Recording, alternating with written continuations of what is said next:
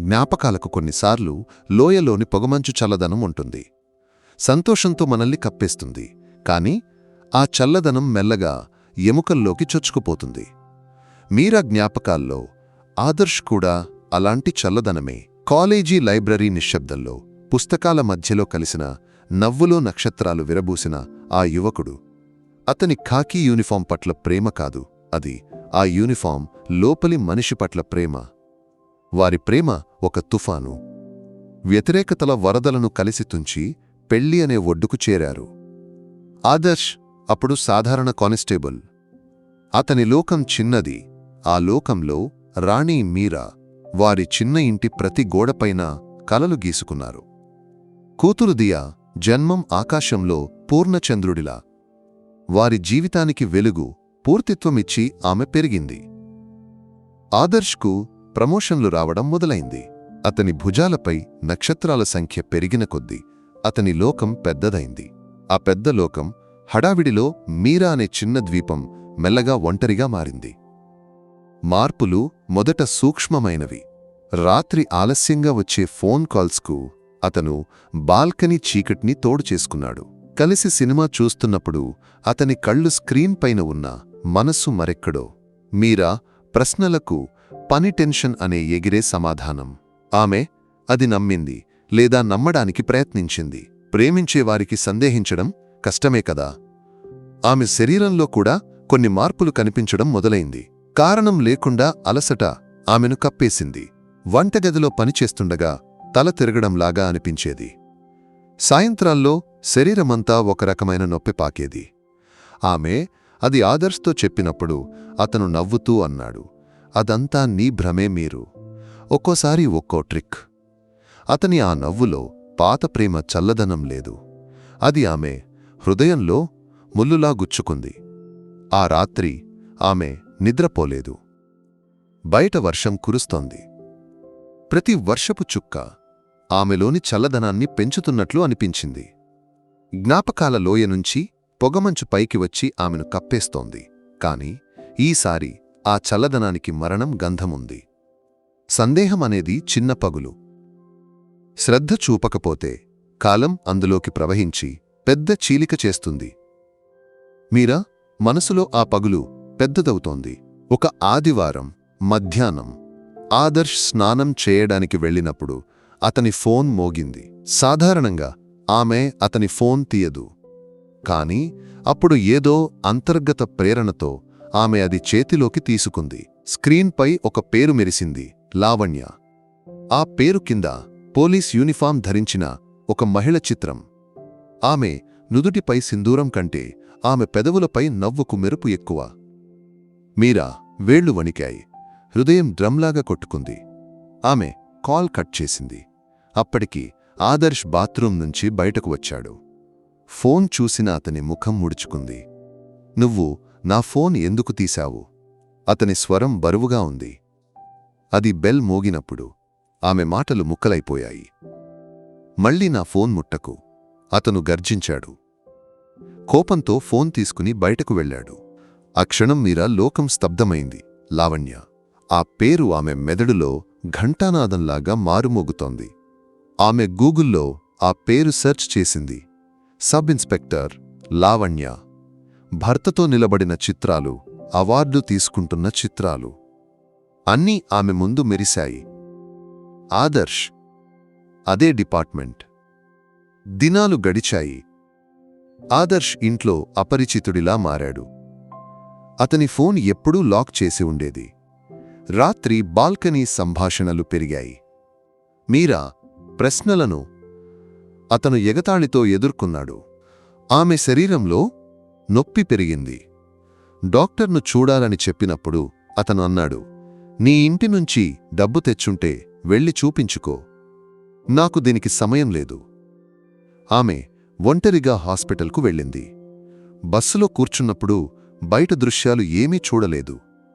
ఆమెలో లావణ్య నవ్వుతున్న ముఖం మాత్రమే. డాక్టర్ రూంలో పరీక్ష ఫలితాలు చూసి డాక్టర్ గంభీరంగా ఆమెను చూశాడు. మనం మరికొన్ని టెస్టులు చెయ్యాలి.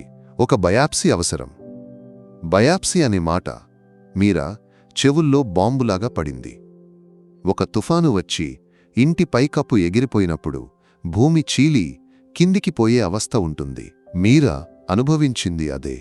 ఒక సాయంత్రం ఆదర్శ్ అల్మారా సరిచేస్తుండగా అతని పాత డైరీ పేజీల మధ్యనుంచి ఆమెకు ఒక ఫోటో దొరికింది. ఆదర్శ్, లావణ్య ఒక రిసార్ట్ బ్యాక్గ్రౌండ్లో దగ్గరగా నిలబడిన చిత్రం. అతని చేయి ఆమె భుజంపైన. వారి కళ్లలో ప్రేమ మెరుపు. ఒక కాలంలో మీరాకు మాత్రమే సొంతమైన ఆ మెరుపు. అది ఒక ఆధారం. ఆమె సందేహాలు సరైనవని నిర్ధారించే కత్తిముందు ఆధారం. ఆ ఫోటో చేతిలో పట్టుకుని ఆమె నిర్జీవంగా కూర్చుంది. ఎంతసేపు అలా కూర్చుందో ఆమెకు తెలియదు. అదే రోజు ఆమె బయాప్సీ రిపోర్టు వచ్చింది. ఆమె హాస్పిటల్కు కాల్ చేసింది. నర్స్ స్వరం తగ్గింది. మీరా. డాక్టర్ నేరుగా చూడాలని చెప్పారు. రేపే రావాలి. ఆమెలో ఒక సముద్రం ఘోషిస్తోంది. మరుసటి రోజు చేతిలో ఆ ఫోటో పెట్టుకుని ఆమె హాస్పిటల్కు వెళ్ళింది. డాక్టర్ రూంలో ఆ ఫోటో కంటే భయంకరమైన సత్యం ఆమెను వేచి ఉంది. మీరా, రిపోర్టు వచ్చింది. రొమ్ములో సమస్య, మాలిగ్నెంట్ క్యాన్సర్. ఆ మాట ఒక విషపాములాగా ఆమె నరాల్లోకి పాకింది. ఆమె చుట్టూ అంతా తిరగడంలాగా అనిపించింది. ఒకవైపు తునాబోడి జీవితం, మరోవైపు తినేసే రోగం. ఆ రాత్రి ఆమె అన్నీ సమకూర్చి ఆదర్శ్తో మాట్లాడాలని నిర్ణయించింది. చేతిలో ఫోటో, హాస్పిటల్ రిపోర్ట్ పెట్టుకుని ఆమె అతని ముందు నిలబడింది. ఇది ఎవరు? ఆమె ఫోటో చూపించింది. అతను ఒక్క క్షణం తడబడ్డాడు. తరువాత అతని ముఖంపై ఎగతాళి నిండింది. అది నీకు ఎందుకు? నాకు తెలియాలి. నా భర్తతో నిలబడిన ఈ మహిళ ఎవరని నాకు తెలియాలి. ఆమె నాతో పనిచేసే మనిషి, అంతేకదా? పనిచేసేవారు ఇలా ఫోటోలు తీసుకుంటారా? ఆమె స్వరం వణికింది. అతను నవ్వాడు, క్రూరమైన నవ్వు. అవును, ఇలాగే. నిన్నులాంటి పాతకాలపు ఇంట్లో కూర్చునేదానివల్ల ఇవేమీ తెలియదు. ఆమె కళ్ళు నిండాయి. ఆమె హాస్పిటల్ రిపోర్ట్ అతనికి చూపించింది. నాకు క్యాన్సర్. అతను ఆ రిపోర్ట్ వైపు చూశాడు. తర్వాత ఎగతాళితో ఆమెను చూశాడు. ఓహో, కొత్త ట్రిక్కిదా? సానుభూతి పొందడానికి. నీ ఇంటి పరంపర వల్లనా? ఇప్పుడు దీని చికిత్సకు కూడా నేను డబ్బు సమకూర్చాలా? నా వల్ల కాదు. నీ తండ్రిని వెళ్ళి అడుగు. ఆ మాటలు విని మీరా తునాబూడి అయిపోయింది. ఆమె ముందు నిలబడింది. ఆమె ప్రేమించిన పురుషుడు కాదు, అపరిచితుడైన హృదయం లేని రాక్షసుడు. ఆమె ఏమీ మాట్లాడకుండా గదిలోకి నడిచింది. మంచంపై నిద్రపోతున్న కూతురు దియా దగ్గరకు వెళ్ళింది. ఆ నిష్కపటమైన ముఖం చూసినప్పుడు ఆమె కన్నీళ్లు ఒక ఆనకట్ట పగిలినట్లు ప్రవహించాయి. 2 యుద్ధాలు, ఒకటి బయట అధికారం, ప్రభావం ఉన్న శత్రువులతో, మరొకటి లోపల స్వంత శరీరాన్ని తినేసే రోగంతో. నేను ఒంటరిని. కాని నాకు ఓడిపోయేందుకు కుదరదు. నా కూతురు కోసం నాకు జీవించాలి. నాకు పోరాడాలి. ఆమె దియాను దగ్గరగా పట్టుకుని పడుకుంది. బయట ఆకాశం ముదురుగా నల్లబడింది. ఏ క్షణంలోనైనా కురిసి ఊరడానికి వేచి ఉన్న పెద్ద తుఫాను మొదలు అది. ఆ రాత్రి తర్వాత మీరా ఏడవలేదు. కన్నీళ్లు ఆరిపోయిన ఒక నదిలాగా ఆమె కళ్ళు స్తబ్ధమైనవి. ఆదర్శ్ మాటలు చుట్టికలాగా ఆమె హృదయంపై పడినా అది తునాబూడి కాలేదు, బదులు మరింత గట్టిగా మారింది. నిద్రపోతున్న దియా నుదుటిపై ఆమె తడిమింది. ఈ నిష్కపటమైన ముఖమే ఇక ఆమె పోరాట భూమి. ఇవల కోసమే ఈ యుద్ధం. మరుసటి రోజు ఉదయం ఆదర్శ్ లేచే ముందే ఆమె స్వంత ఇంటికి కాల్ చేసింది. తండ్రితో అన్నీ బయటపెట్టడానికి ఆమె స్వరం వణికింది. కాని ఆమె పట్టుదలతో నిలబడింది. నాన్నా, నాకు చిన్న ఆరోగ్య సమస్య ఉంది. కొన్ని రోజులు చికిత్స అవసరం. కొంచెం డబ్బు కావాలి. కూతురు స్వరంలో మార్పును ఆ తండ్రి గుర్తించాడు. మరిన్ని ప్రశ్నలు అడిగి ఆమెను బాధ పెట్టకుండా అతను అన్నాడు, కూతురా, ఎందుకు భయపడతావు? నాన్న లేడా ఇక్కడ? డబ్బు విషయం నువ్వు చూడకు. అలా మీరా రహస్య యుద్ధం మొదలైంది. హాస్పిటల్కు ప్రతి ప్రయాణం ఒక తప్పించుకునే ప్రయాణం. ఆదర్శ్ అతని ఇంటివారి కళ్ళు తప్పించి దియాను పక్క ఇంటి స్నేహితురాలికి అప్పగించి ఆమె బస్ ఎక్కింది. కీమోథెరపీ అనే మాట భయానకతను ఆమె తెలుసుకోవడం మొదలైంది. మందులు నరాల్లోకి పాకినప్పుడు శరీరంలో ప్రతి అణువు నొప్పితో తిరగడంలాగా అనిపించింది. జుట్టు రాలిపోయినప్పుడు అద్దంలో చూడడానికి ఆమె భయపడింది. కాని ఓడిపోవడానికి ఆమె సిద్ధం కాలేదు. రాలిపోయిన జుట్టుకు బదులు ఆమె విగ్ కొన్నది.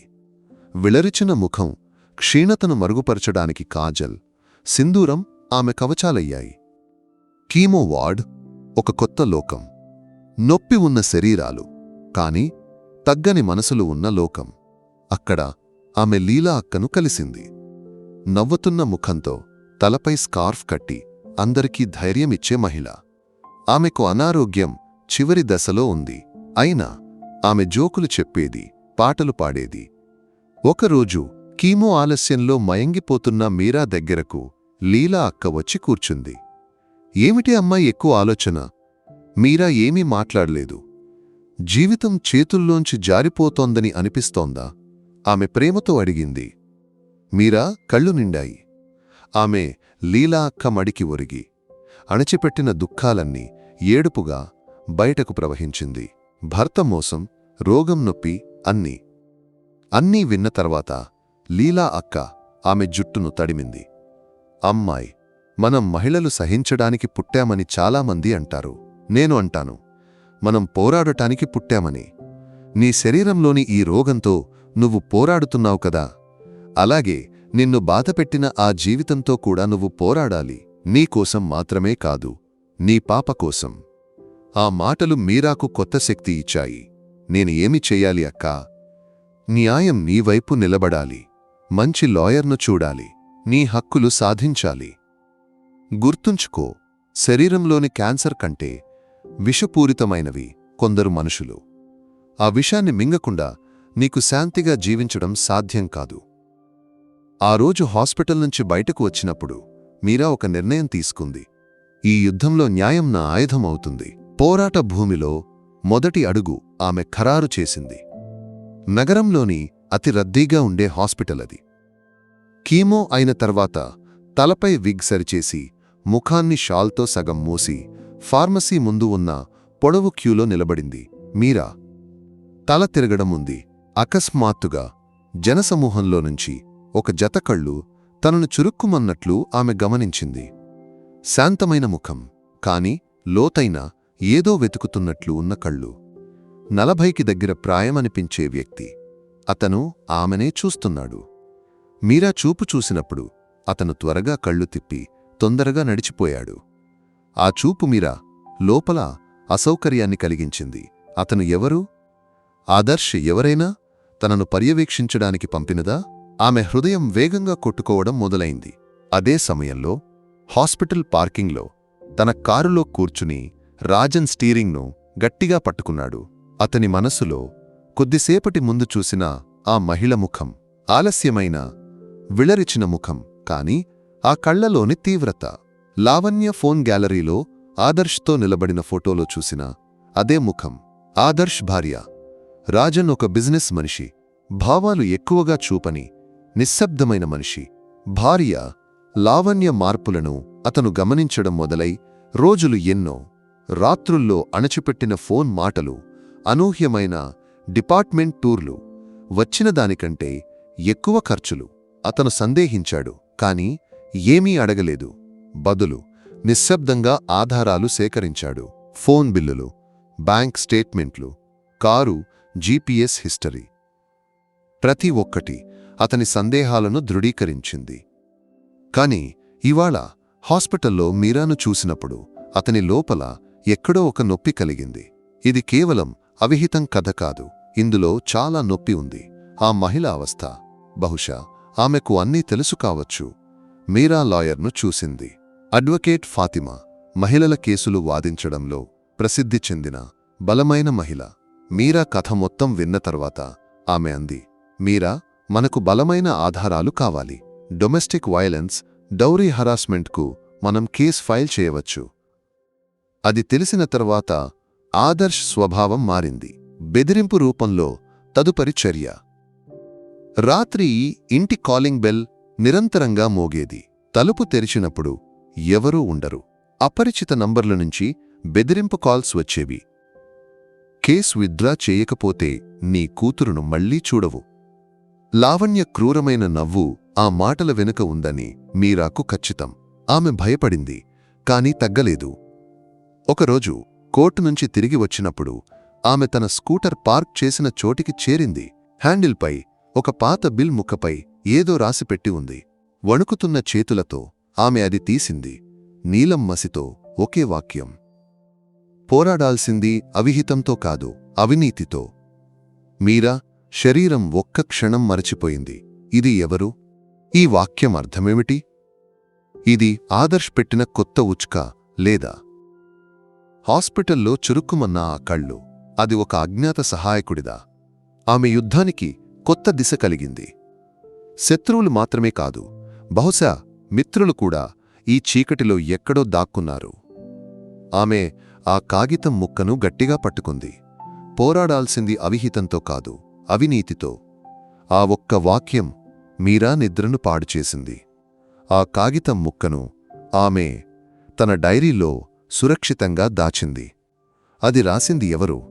ఎందుకు? ప్రతి ప్రశ్నకు ఆమె మనసులో సమాధానం లేదు. అది ఉత్క అని ఆమె భయపడింది. తరువాతసారి అడ్వకేట్ ఫాతిమాను చూసినప్పుడు మీరా ఆ కాగితం చూపించింది.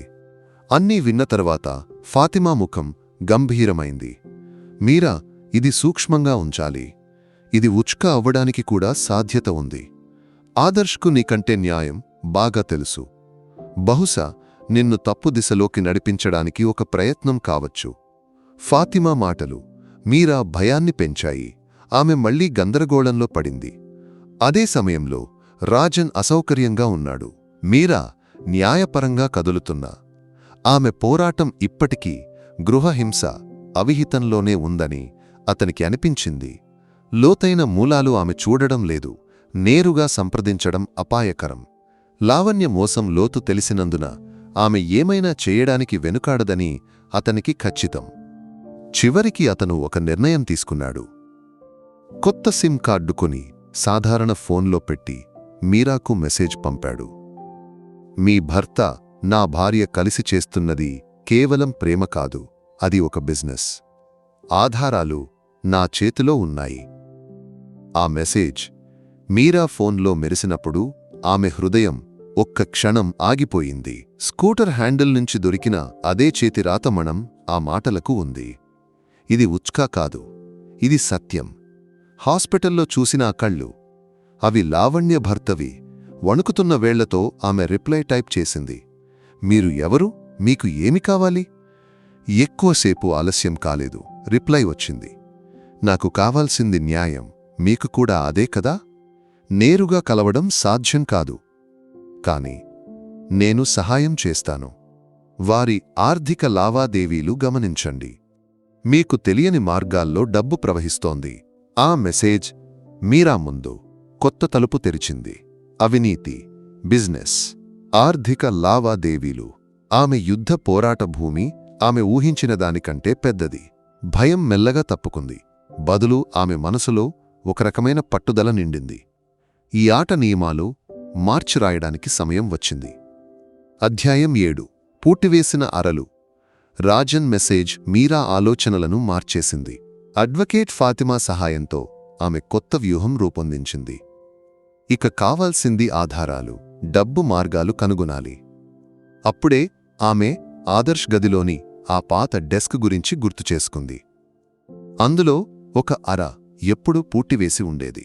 తాళం ఎక్కడ ఉందో ఆమెకు తెలియదు. ముఖ్యమైన డిపార్ట్మెంట్ పేపర్లు అని అతను చెప్పేవాడు.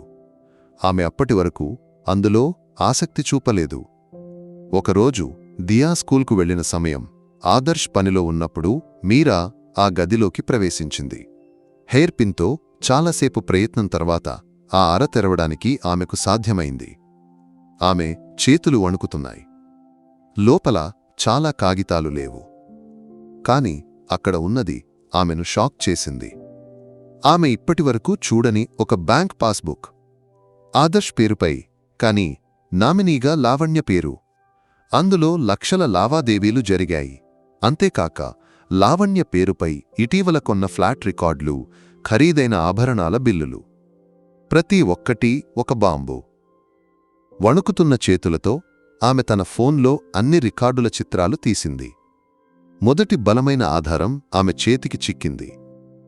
అదే సమయంలో రాజన్ తన భాగాన్ని సరిచేసుకుంటున్నాడు. లావణ్య చర్యలను అతను పర్యవేక్షిస్తున్నాడు. నగరంలోని కుఖ్యాత బిల్డర్తో ఆమె చాలాసార్లు కలవడాన్ని అతను కనుగొన్నాడు.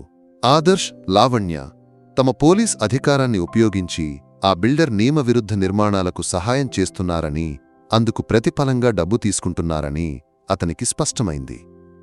ఒక కేఫ్లో వారు మాట్లాడుతున్నది దూరంగా కూర్చుని అతను రికార్డ్ చేశాడు. సౌండ్ అంత స్పష్టం కాకపోయినా సంభాషణలో కొన్ని భాగాలు వారి అశుద్ధ కూటమికి ఆధారమయ్యాయి. ఇక ఈ ఆధారాలను మీరా చేతికి చేర్చాలి. అదే తదుపరి అడుగు. అతను ఆ ఆడియో ఫైల్ను పెన్డ్రైవ్లోకి మార్చాడు. అంతేకాక తాను సేకరించిన మరికొన్ని రికార్డులను చేర్చి ఒక కవర్లో పెట్టాడు. ఉచ్కా సిద్ధమైంది. ఇరవులు తెలియకుండా వారి స్వంత లోకంలో వారి చుట్టూ ఒక వల ముడుచుకుంటోంది. అడ్వకేట్ ఫాతిమా ఆఫీస్ నిశ్శబ్దంలో ఆ పెన్డ్రైవ్లోని ఆడియో ఫైల్ ఒక పిడుగులాగా నిండింది. అన్నీ విన్న తర్వాత ఫాతిమా కుర్చీలోకి వాలింది. ఆమె ముఖం గంభీరమైంది. మీరా, ఇది మనం ఫ్యామిలీ కోర్టులో ఉపయోగించాల్సినది కాదు. ఇది అంతకంటే పెద్దది. ఇది దేశాన్ని ప్రభావితం చేసే ఒక క్యాన్సర్. దీన్ని మూలాలతో సహా పీకేయాలి. ఫాతిమా మాటలకు న్యాయం మూర్ఛ ఉంది. మనం దీన్ని విజిలెన్స్కు అప్పగించాలి. మీ పేరు లేదా వివరాలు బయటకు రావు, కాని ఈ ఆధారాలు మాట్లాడతాయి. అది అపాయకరమైన చర్య. డిపార్ట్మెంట్లోని తోడేళ్ల ముందు ఇరను విసిరేయడంలాగా. కాని మీరాకు భయం లేదు. మరణాన్ని ముఖాముఖం చూసిన ఆమెకు ఇక ఏమి భయం? ఫాతిమా పరిచయంలో సత్యవంతుడు, బలవంతుడైన ఒక విజిలెన్స్ ఉన్నతాధికారి ఉన్నాడు.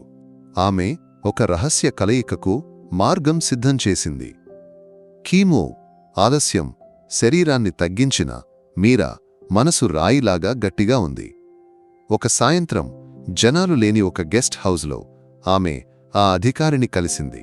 ముఖం షాల్తో మూసిన ఆమె కళ్లలోని తీవ్రత అతను గమనించాడు. ఆమె ఆ పెన్ డ్రైవ్, తాను సేకరించిన రికార్డులు అతనికి అప్పగించింది. అన్నీ పరిశీలించిన తర్వాత అతను ఆమెను చూశాడు. మీరు ధైర్యశాలి మహిళ. ఈ ఆధారాలు చాలు వీరి సామ్రాజ్యాన్ని కూల్చడానికి. మీ పేరు ఏ కారణంగానో బయటకు రాదని నేను హామీ ఇస్తాను. ఇక అన్నీ న్యాయం మార్గంలో జరుగుతాయి.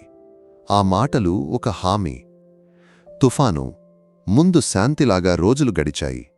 ఆదర్శ్ గాని లావణ్యగాని ఏమీ తెలియదు.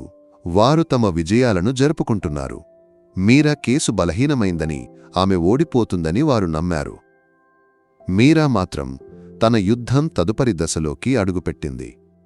హాస్పిటల్లోని కీమో వార్డ్లో ఆమె తన శరీరంతో పోరాటం కొనసాగిస్తోంది. ప్రతిరోజు ఆమె తనతో తాను అంది, నాకు గెలవాలి, నా కూతురు కోసం.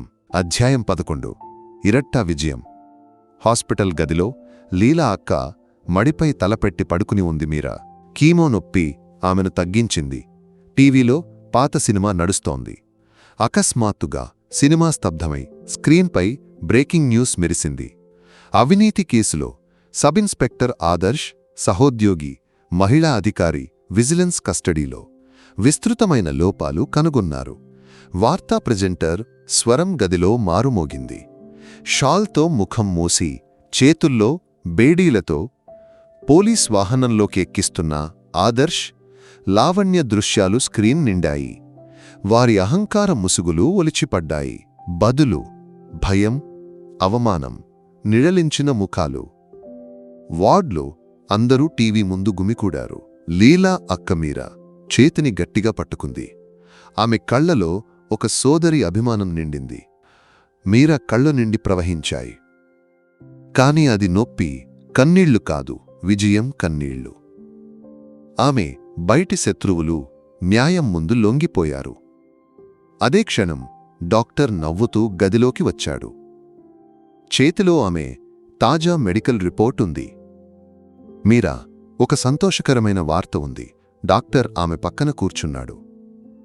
చికిత్స ఫలిస్తోంది. ట్యూమర్ గణనీయంగా తగ్గుతోంది. మనం ఈ యుద్ధం గెలుస్తాం. ఆ మాటలు అమృతంలాగా మీరా చెవుల్లో పడ్డాయి.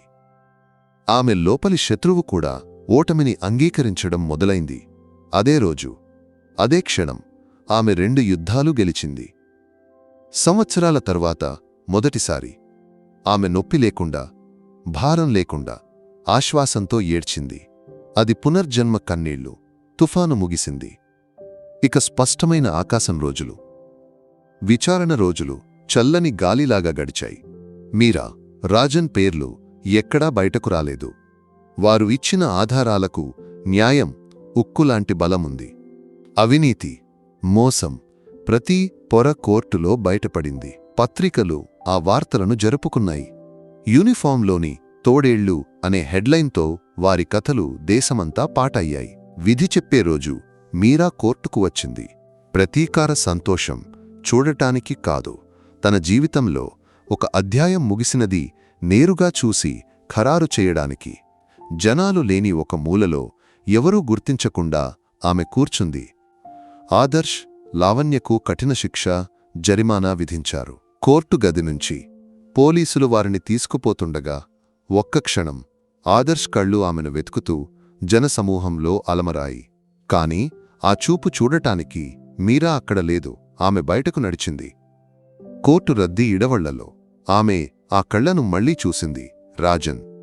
అతను దూరంగా ఒక స్తంభం వద్ద చారి నిలబడి ఉన్నాడు. వారి కళ్ళు ఒక్క క్షణం కలిశాయి. మాటలు ఏమీ లేవు. కృతజ్ఞత, కట్టుబాటు అన్నీ ముగిశాయనే. ఆశ్వాసం యొక్క నిశ్శబ్దమైన తల ఆడింపు మాత్రం. ఒక సన్నని నవ్వు నిഴలు అతని పెదవులపై విరబూసిందా అని మీరాకు అనిపించింది. తరువాత క్షణం అతను జనసమూహంలో కలిసిపోయి అదృశ్యమయ్యాడు. వారి ఒప్పందం ముగిసింది. చీకటిలోని ఆ సహాయకుడు తన దౌత్యం పూర్తి చేసి తిరిగి వెళ్లాడు. మీరాకు ఆశ్వాసం కలిగింది. కొన్ని బంధాలకు మాటల కంటే లోతు ఉంటుంది. కాలం గాయాలను మాంచే అత్యుత్తమ వైద్యుడు. మీరా చికిత్స కొనసాగింది. ప్రతి కీమో సెషన్ ముగిసిన తర్వాత ఆమె తగ్గింది, కాని ఓడిపోలేదు. లీలా అక్క జ్ఞాపకాలు, దియా ముఖం ఆమెకు బలమిచ్చాయి. నెలల తర్వాత ఆ రోజు వచ్చింది. చివరి స్కాన్ రిపోర్ట్ చేతిలో పట్టుకుని డాక్టర్ నవ్వుతూ అన్నాడు, మీరా, మీరు స్వేచ్ఛగా ఉన్నారు. మీ శరీరంలో ఇప్పుడు క్యాన్సర్ ఒక అంశం కూడా లేదు. మీరు అతిజీవించారు. హాస్పిటల్ మెట్లు దిగుతుండగా సంవత్సరాల తరువాత మొదటిసారి మీరా మనసు ఒక తూవలాగా భారం లేకుండా అయ్యింది. ఆమె ఆ పాత ఇంటిని అమ్మేసింది. ఆదర్శ్ జ్ఞాపకాలు నిద్రపోతున్న ప్రతి గోడతో ఆమె వీడ్కోలు చెప్పింది. తండ్రి సహాయంతో సముద్రానికి దగ్గరగా ఉన్న చిన్న పట్టణంలో ఒక చిన్న ఇల్లు కొన్నది. తిరల శబ్దం విని మేల్కొనే ఒక ఇల్లు. కొత్త ఇంటిగదిలో ఆమె ధూళిపట్టిన పాత కాన్వాస్ రంగులు బయటకు తీసింది. కాలేజీ కాలంలో వదిలేసిన ఆమె లోకం. వణుకుతున్న వేళ్లతో ఆమె బ్రష్ తీసుకుంది. మొదట గీచింది దియా నవ్వుతున్న ముఖం. తర్వాత ఆమె కాన్వాస్పై రంగులు ఒక ఉత్సవంలాగా వ్యాపించాయి. 2 సంవత్సరాలు గడిచాయి. మీరా ఇప్పుడు ప్రసిద్ధ చిత్రకారిణి. ఆమె చిత్రాలకు డిమాండ్ ఎక్కువ. అతిజీవనం పేరుతో ఆమె నిర్వహించిన చిత్ర ప్రదర్శన పెద్ద విజయం. అంతేకాక పిల్లలకు చిన్న చిత్రకళా క్లాస్ కూడా నడుపుతోంది. దియా ఇప్పుడు చురుకైన 4వ తరగతి విద్యార్థిని. ఆమె లోకం సంతోషం, సీతాకోకచిలుకలతో నిండి ఉంది. ఒక సాయంత్రం అమ్మ, కూతురు బీచ్లో కూర్చున్నారు. అస్తమయ సూర్యుడు ఆకాశంలో సింధూరం చల్లుతున్నాడు. మీరా తన కొత్త చిత్రం చివరి మెరుగులు దిద్దుతోంది. పెద్ద కాన్వాస్, అందులో ముదురు మేఘాలతో కప్పిన తుఫాను ఆకాశం ఉంది.